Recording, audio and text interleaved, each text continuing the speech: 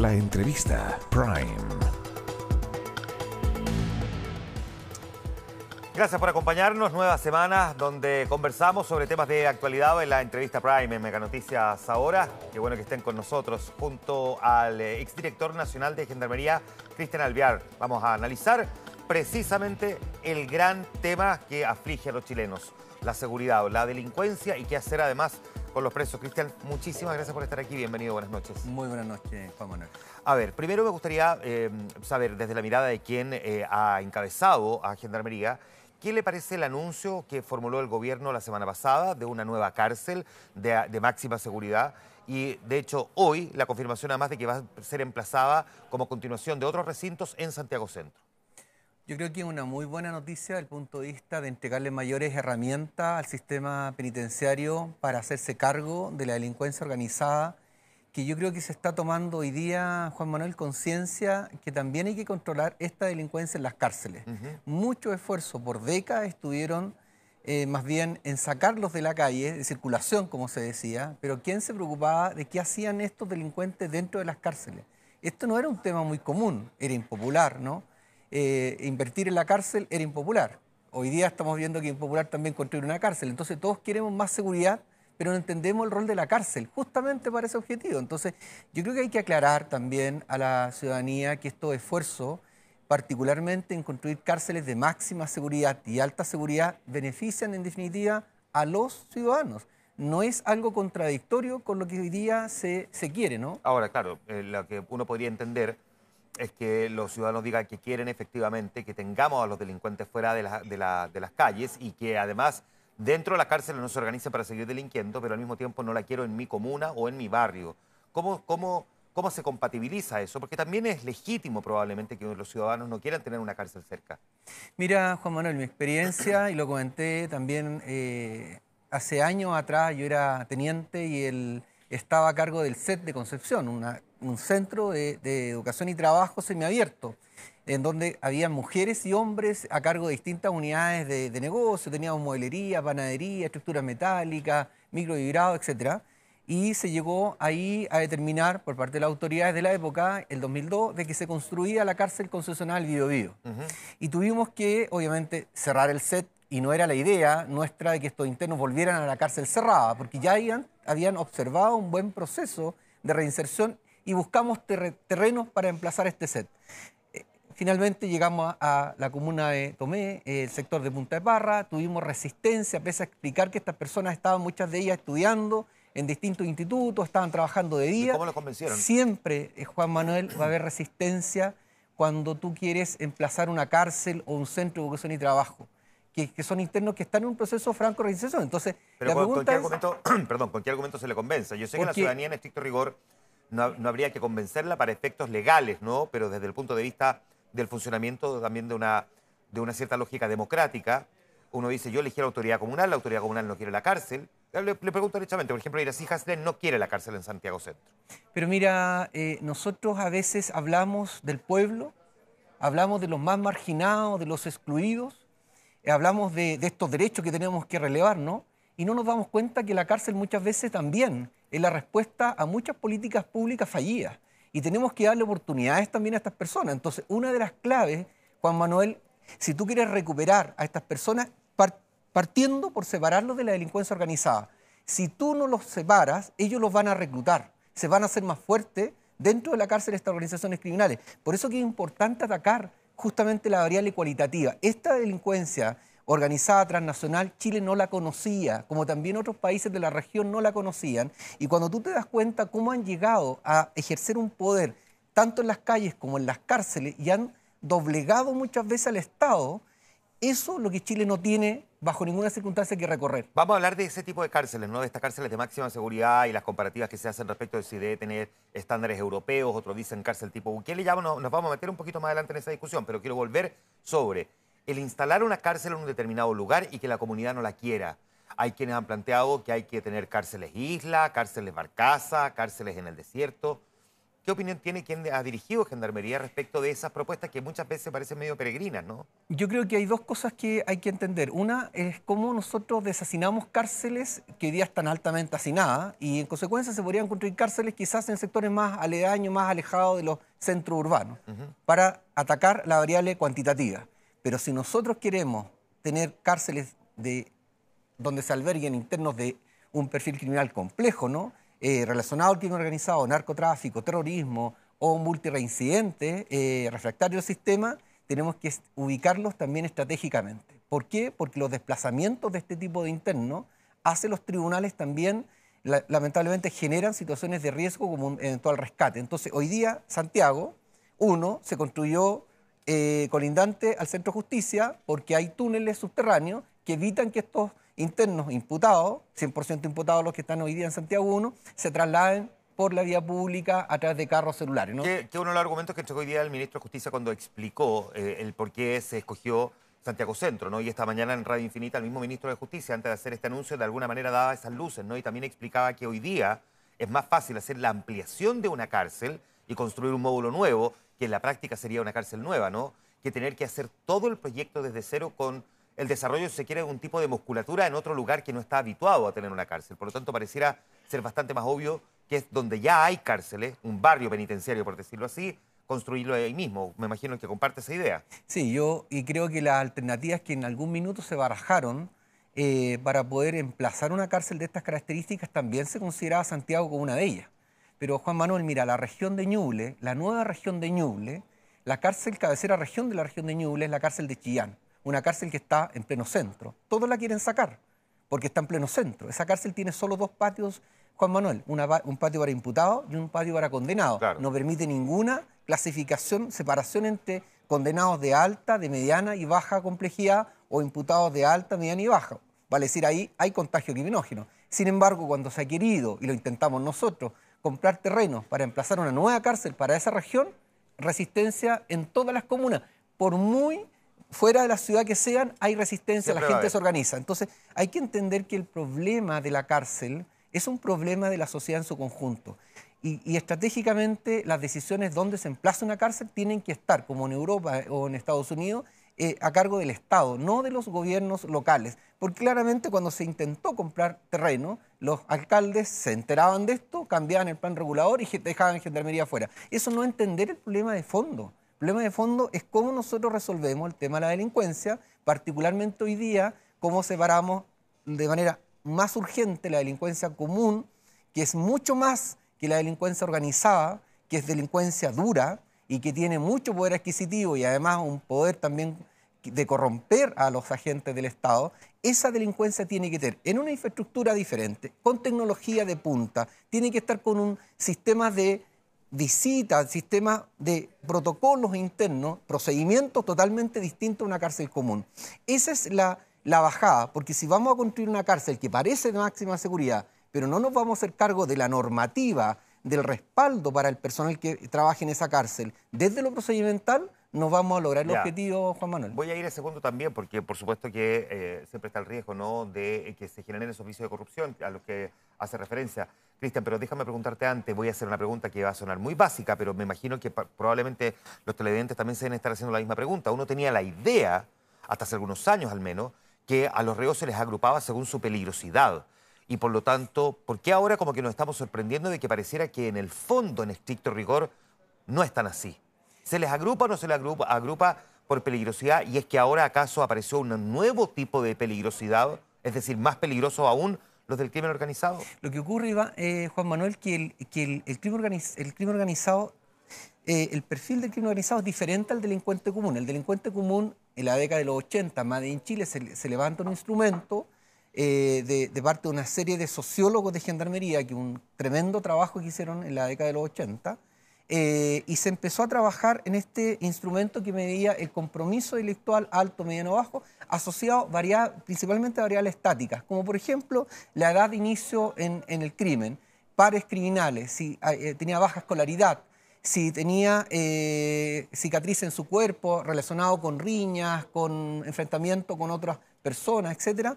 Eso daba cuenta de una puntuación de cuán estaba él comprometido con el delito, ¿no? esa variable nunca va a cambiar. Tú puedes hacer el mejor programa de reinserción social y jamás vas a modificar la fecha en que esta persona se inició en el delito, ¿no?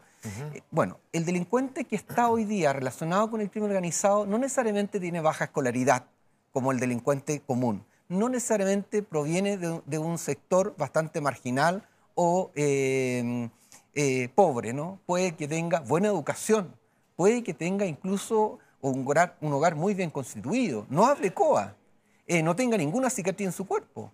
Entonces, ese perfil del interno que hoy día se refiere al funcionario con mucho respeto, que tiene una buena educación, pero es capaz de mandar a matar sin que lo ejecute, ese es el perfil que cambió. O sea, una delincuencia mucho más compleja porque sus orígenes o su vinculación con el delito hoy día está relacionado con el narcotráfico. Y es capaz, por lo tanto, de generar, me imagino, redes bastante más complejas, ¿no?, para poder seguir operando desde la cárcel. ¿Cuánto están operando hoy día entonces este tipo de delincuentes desde la cárcel en la práctica? Bueno, los informes de Gendarmería reconocen una cantidad importante de bandas organizadas, que uno o más de sus integrantes están recluidos, más de 600 líderes, entiendo, que hay hoy día identificados. Lo importante, Juan Manuel, que este cambio cualitativo de la delincuencia, Gendarmería lo empezó a percibir en la década de los 90. Esto no es tan nuevo para nosotros. ¿Cómo tanto tiempo? Estamos hablando de más de 30 años. Sí, fíjate, Juan Manuel, que los delincuentes comunes, los choros, que ellos se denominaban de esa manera, tomaban a los delincuentes asociados al tráfico de droga, que eran más bien burreros que ingresaban, los que vendían droga a las poblaciones, reconocían que estos sujetos tenían quizás más dinero y los extorsionaban dentro de la cárcel, ¿no? Esto era muy común en esa década del 90, fines del 90, 2000, donde se denunciaban estos hechos. ¿Cuándo empezó a tomar quizás mayor relevancia? Cuando empezaron a ingresar teléfonos celulares que grababan estas extorsiones, en donde los delincuentes comunes, que eran los que se reconocían con calle, ¿no? Esta lógica de quién te auspicia es quien te conoce, claro, como delincuente desde antes para yo tenerte tal respeto. Sí. Bueno, estos delincuentes torturaban, extorsionaban, les cobraban protección a los delincuentes narcotraficantes. Pero con el tiempo, el delincuente común empezó a ver que el dinero, la retribución económica estaba en el narcotráfico, no estaba en el delito común, y empezaron a traspasarse desde el delito común al delito relacionado con el narcotráfico. ¿Qué pasó? Que el tipo que tenía la calle, que tenía obviamente el conocimiento, la valentía, el coraje, empezó a tener ahora, con el involucramiento en el tráfico, empezó a tener dinero que antes no tenía.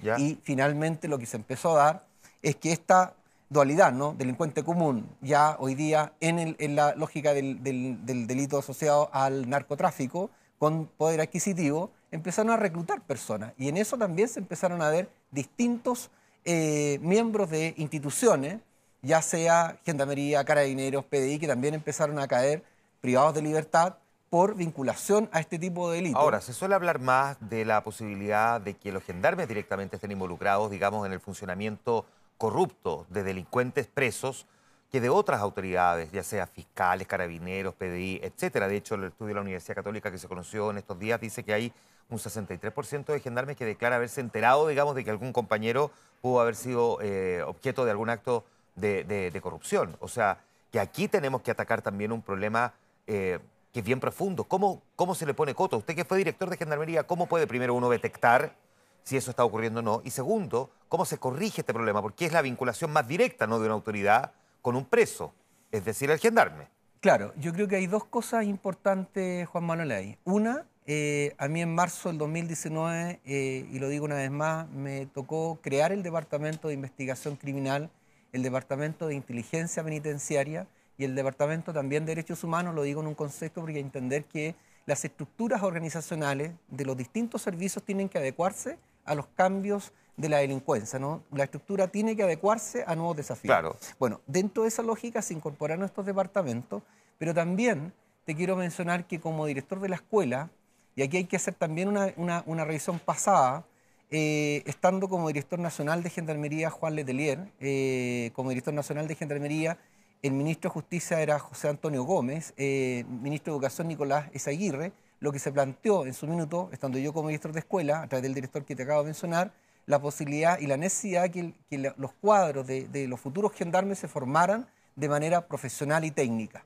De ahí nació un proyecto de ley que finalmente se aprobó en 2019, en donde se reconoce la necesidad de la escuela. Hoy día está reconocida como un instituto de formación profesional y técnico para que los oficiales se formen en 4 años y los gendarmes en 2 años. Ya, pero, ahora, importante porque perdón, esto... es que uno puede entender eso desde el punto de vista formativo para tener la suficiente cantidad de herramientas para poder enfrentar el trabajo que tienen que realizar. Pero lo voy a decir así, Cristian. Hemos tenido parlamentarios con MBA que hemos pillado robando plata o recibiendo sobres con efectivo, digamos, un mayor nivel académico no te garantiza que eventualmente no sean permeables a la corrupción. Totalmente de acuerdo. Yo te dije, te voy a responder en 2 dimensiones. Ya, la primera es que nos hicimos cargo, obviamente, de entender que la formación era clave, sobre todo en la lógica del refuerzo valórico, ético. Hay que entrenar a la persona para que tenga un pensamiento y un actuar ético. Parece ser lo mismo, pero no es lo mismo. Sí. Ya. Y lo segundo es la lógica de potenciar los departamentos internos, de control interno, que hagan de buena vez con mayor herramienta, porque nosotros creamos estos departamentos sin mayores recursos, los creamos porque entendimos que era necesario desde la estructura atacar el fenómeno de la corrupción. ¿Y sabes por qué, Juan Manuel? Porque la corrupción es el cáncer que genera el crimen organizado.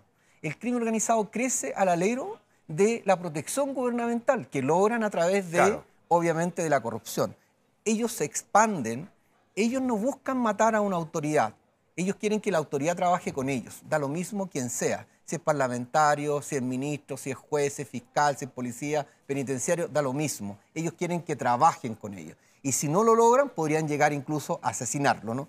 Entonces, lo que hay que entender acá, que las instituciones, y particularmente también Gendarmería, el estudio que da cuenta a la Pontificia Universidad Católica, es un estudio tremendamente serio, complejo.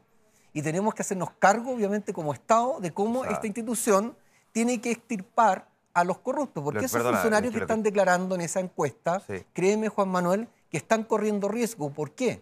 Porque los que corren riesgo frente al crimen organizado son los que hacen bien la pega. Son los que no se dejan permear por la corrupción. Justamente. Lo que tú estás describiendo es bien grave. Esto es un grito de auxilio, Juan Manuel. Lo entiendo perfecto, pero entonces lo que tú estás diciendo es que dado que no tenemos ni gendarmes muertos, ni fiscales muertos, ni jueces muertos, ni PDIs muertos por el crimen organizado, significa entonces que el crimen organizado ya permeó estas instituciones. Porque dice, o se dejan permear o los terminan matando. Y no estamos viendo jueces muertos ni fiscales muertos. Es que mira, si uno empieza a ver todo lo que pasaba en la región, vamos para allá.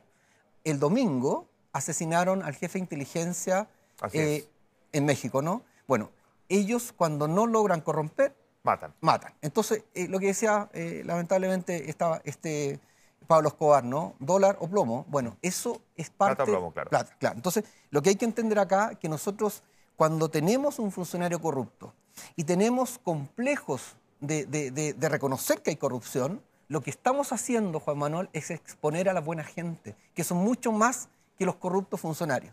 Por eso que este estudio lo que genera, desde mi perspectiva, un real sentido de urgencia, porque si tú no atacas la corrupción, sobre todo, Juan Manuel, en la última, por así decirlo, la cárcel es el último recurso que tiene el Estado para poder enfrentar la delincuencia organizada, la delincuencia en general. Entonces, creo yo que es clave que se ataque la corrupción tan decididamente como tú atacas el cómo controlas el crimen organizado, porque lamentablemente van de la mano. Ya.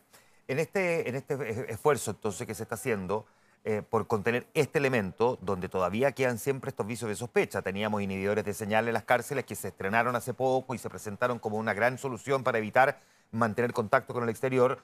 Después descubrimos que igual estaban teniendo contacto con el interior porque parece que alguien apagaba el inhibidor de señal a ciertas horas y aparentemente la sospecha recaía nuevamente sobre Gendarmería. ¿Cuánto del esfuerzo que se está haciendo actualmente crees que está rindiendo fruto entonces?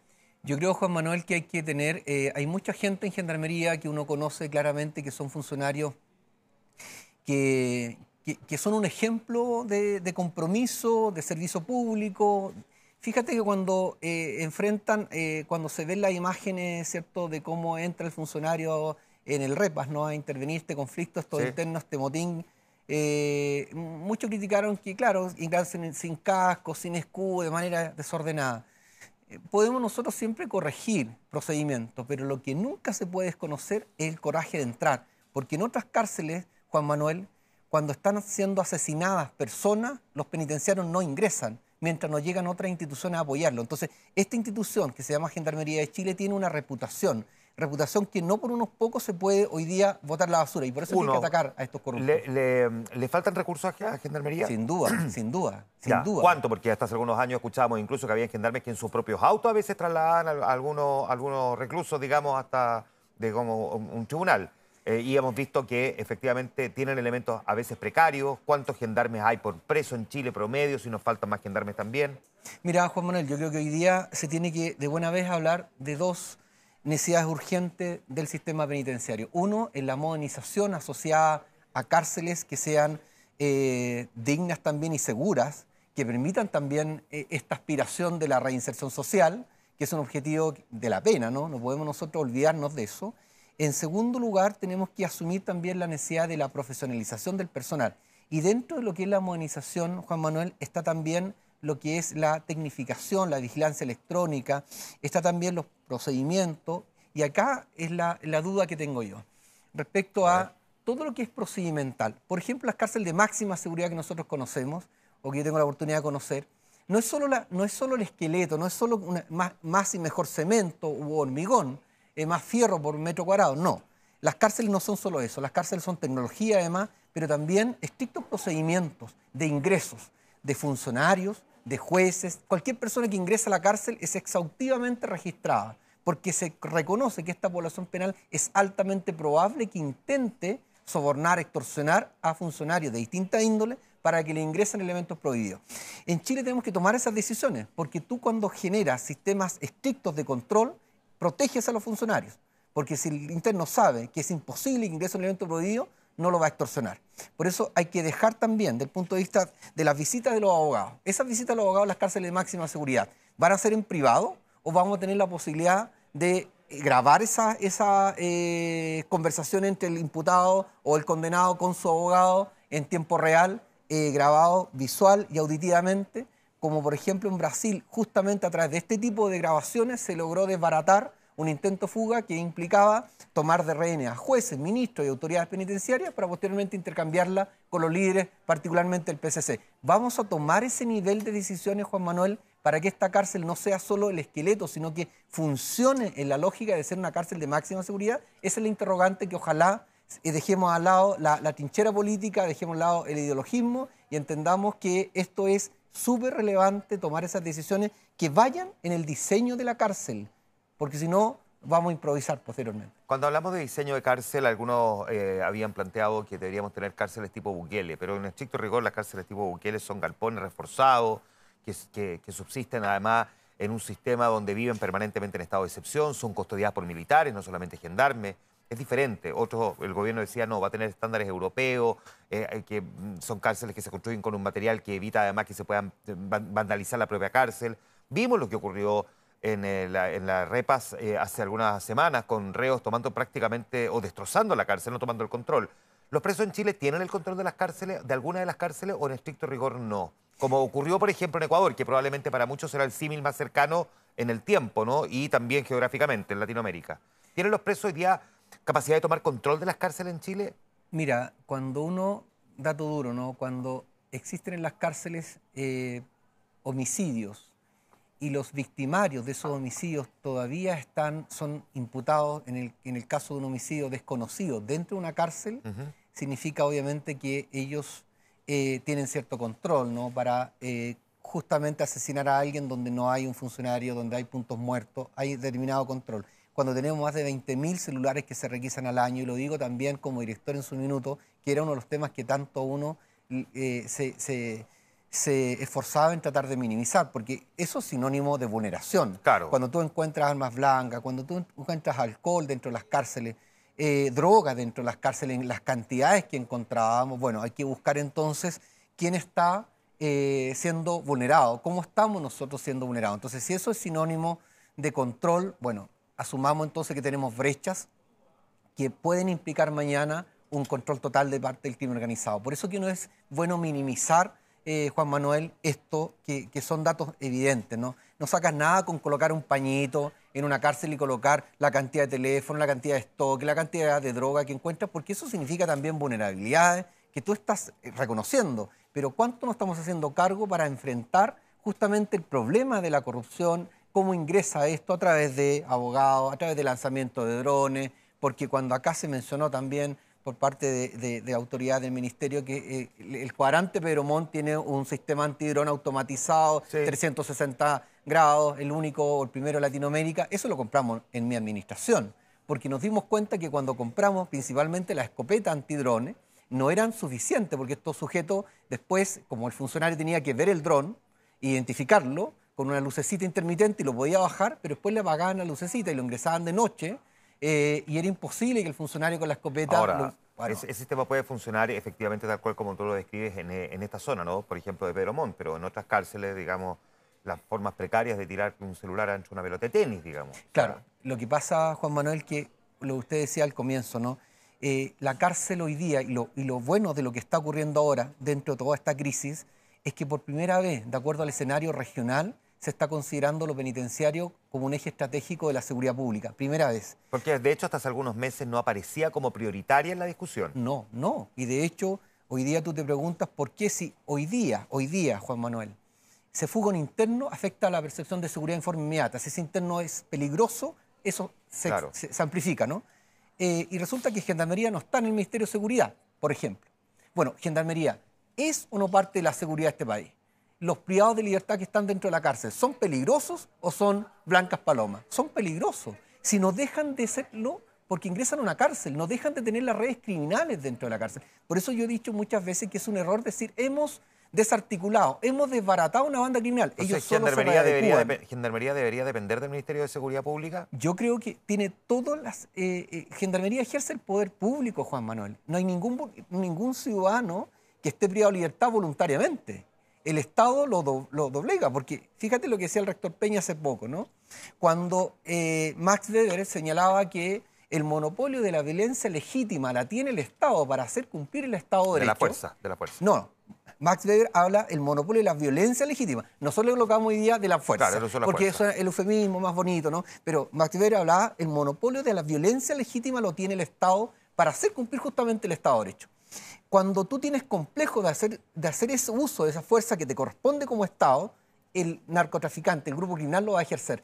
Por eso que en muchos territorios hoy día, quien impone el sistema de regla y convivencia son los grupos criminales. Claro. Y nosotros tenemos que ir como Estado y nosotros como Estado imponer la regla de convivencia. Entonces, cuando tenemos complejo de hacerlo dentro de una cárcel, lo que hace y cómo lo lee el grupo criminal, lejos, Juan Manuel, es potenciarse. Y por eso que terminan controlando las cárceles. Porque algunos estados tienen esa complejidad ideológica. ¿Hasta dónde yo tengo que utilizar la fuerza? Tú tienes que utilizarla, porque es tu deber. Porque justamente tú tienes que garantizar como Estado la libertad, tienes que garantizar la vida y tienes que garantizar la propiedad. Bueno, si tú tienes complicaciones en esto, Juan Manuel, estamos perdidos. La cárcel es el último recurso que tienen los estados y en consecuencia el Estado es el que tiene que imponer las reglas de convivencia en una cárcel y no ellos.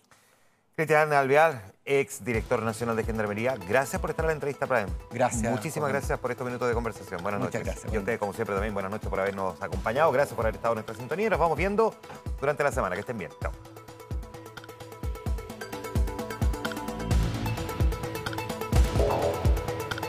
La entrevista Prime.